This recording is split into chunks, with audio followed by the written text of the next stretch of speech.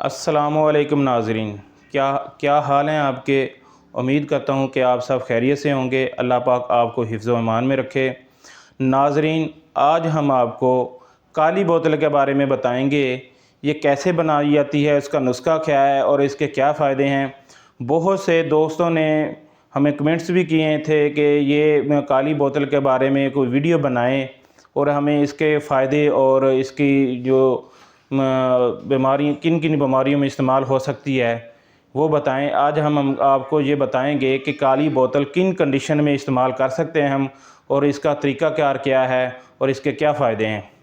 नाज़रीन, काली बोतल जो होती है वो ज़्यादातर तो पेट की सफाई के लिए इस्तेमाल की जाती है, लेकिन इसके और भी बहुत से फ़ायदे हैं। ये जल्द की बीमारी के लिए भी बहुत ज़्यादा इस्तेमाल की जाती है, और जो गुर्दों के मरीज़ होते हैं उसके लिए भी ये इस्तेमाल करवाई जा सकती है।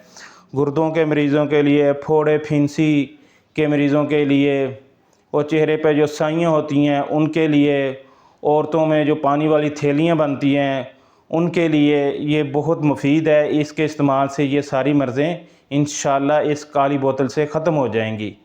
काली बोतल नाज़रीन क्या होती है कि इसका जो नुस्खा है वो साल्ट होता है 250 ग्राम, कलमी शोरा होता है कलमी शोरा होता है जो वो होता है 50 ग्राम, नशादत ठिकरी